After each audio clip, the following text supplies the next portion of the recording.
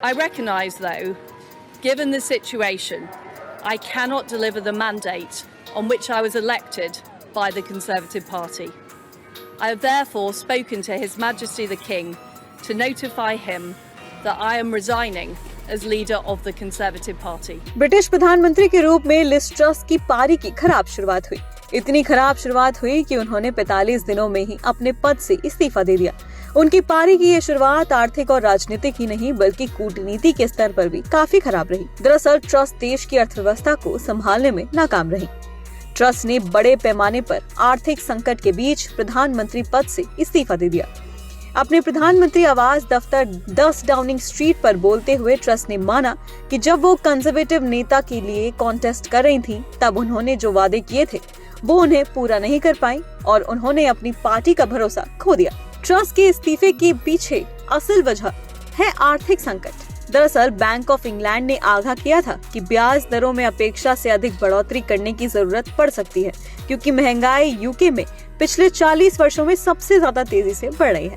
अमेरिकी राष्ट्रपति Joe Biden ने भी लिज ट्रस की मूल आर्थिक नीतियों को गलत करार देते हुए कहा कि सरकार के मनी बजट के बाद जो खलबली मची वो मचनी ही थी। यहाँ तक कि ब्रिटिश सुपरमार्केट चेन टेस्को के प्रमुख ने भी कहा कि कंजर्वेटिव पार्टी के पास विकास की कोई योजना ही नहीं है। इस क्राइसिस के चलते ब्रिटेन की साख पर भी सवाल उठने लगा था। शायद इसीलिए ट्रस को इस्तीफा देना पड़ा। दरअसल सबसे बुरे दौर में भी ब्रिटिश पॉलिसी मेकर्स ने पेशेंस के साथ हर संकट का सामना किया, लेकिन इस इकोनॉमिक क्राइसिस के बाद यूके की नीतियों पर सवाल उठने लगे थे। दरअसल पिछले कुछ वर्षों में ब्रिटेन एक के बाद एक मुसीबतों में फंसता गया। पहले ब्रेक्सिट उसके लिए जबरदस्त झटका था।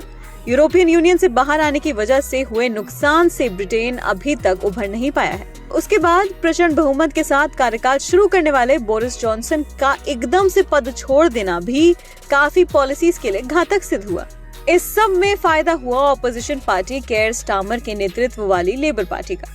इतना फायदा हुआ कि हो सकता है कि दिसंबर 2024 में होने वाले चुनावों में उन्हीं की पार्टी लेबर पार्टी जीते। खैर, अब लिज ट्रस ने इस्तीफा दे दिया है। इस्तीफा देने के बाद लिज ट्रस के नाम अनोखा रिकॉर्ड दर्ज हो गया है। वे ब्रिटेन की सबसे कम वक्त तक प्रधानमंत्री रहने वाली महिला बनी है।